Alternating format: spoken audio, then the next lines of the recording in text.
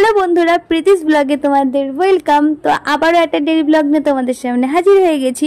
তো সবাই কেমন আছো বলো? নিশ্চয়ই সবাই ভালো আছো, আর আমিও অনেক ভালো আছি। তো সকালবেলা স্নান সেরে চলে গেলাম ফুল তুলতে। দেখো আজকে না গাছে অনেকগুলো বেলি ফুল ফুটেছে, আর বেলি ফুলের গন্ধটা কিন্তু খুব ভালো লাগে সত্যি কথা বলতে। তো যাই হোক, এই যে দেখো ফুলগুলো তুলে নিয়েছি, আর তার সাথে বেলপাতা, তুলসী পাতা, এগুলো সবই তুলেছি।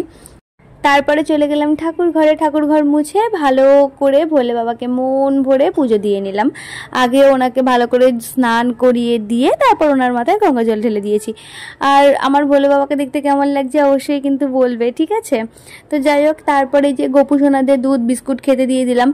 ওরা বেশ সুন্দর জমিয়ে খেয়ে নিয়েছে। তো তারপর আমিও পুজো টুজো সেরে নিচে নেমে গেলাম। নিচে নেমে একটু ছোলা খেয়ে নিলাম, তারপর চা বিস্কুট খেয়ে নিলাম, যেটা আমি রোজ খাই সেটাই খেয়ে নিলাম। আর চা খেতে খেতে বেশ অনেকক্ষণ গল্প করছিলাম, যেটা সবসময় আমি করে থাকি গল্প।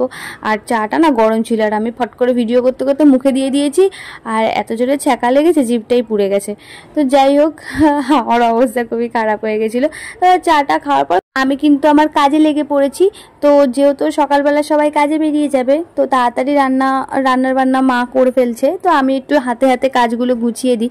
তো শাক কেটে নিচ্ছিলাম। তো আমি জানি যে তোমরা অনেক ভালো শাক কুচাতে পারো, আমি খুব একটা ভালো পারি না শাক কুচাতে, তবে যতটা চেষ্টা করি একটু বেশ ঝিরিঝিরি করে কাটার। তো সবাই বলে যে আমার শাক কাটা নাকি ভালো হয়, তো জানি না। তো এই যে কাটা হয়ে গেছে, মানে শাক, তারপর আরও যেগুলো আনাজ ছিল সব কিছু আর কি কমপ্লিট করে নিয়েছি, আগে গুছিয়ে দিয়েছি। তো তারপরে এগুলো কমপ্লিট করে আমি কিন্তু বসে পড়েছি ব্রেকফাস্ট করতে। তো সবাই মিলে ব্রেকফাস্ট করছিলাম। আর ব্রেকফাস্টে কী ছিল? আজকে ছিল রুটি, ডিম সিদ্ধ আর আলুর তরকারি। তো এগুলো জমিয়ে খেয়ে নিলাম, খুব খিদে পাচ্ছিল। আজকে কি বলো তো, আজকে না মানে তাড়াতাড়ি কাজ গুছিয়ে ভাবছিলাম যে কয়েকটা রিলস বানিয়ে নেব। তো অনেক দিন হয়ে গেছে যে রিলস বানানো হয় না ঠিকঠাক মতো, এর জন্য তাড়াতাড়ি আর কি সব কাজ মাজ গুছিয়ে মানে রেডি হয়ে যাব একটু রিলস বানাতে। আর বেশি কোনো কিছু সাজবো টাজবো না, এমনি নর্মালভাবেই রিলস বানাবো, তো অনেক দিন বানানো হয় না।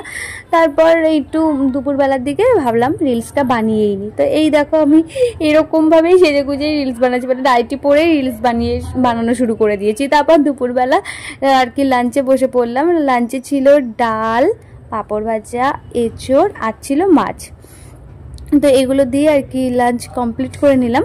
তো তারপর দুপুরবেলা একটু ঘুমিয়ে নিলাম, আর মানে ঘুম পায় আমার প্রচণ্ড। তো ঘুম থেকে উঠে মা আবার চিকেন পকোড়া নিয়ে এসেছিলো, তো সেটাই বসে বসে জমিয়ে খেয়ে নিয়েছি।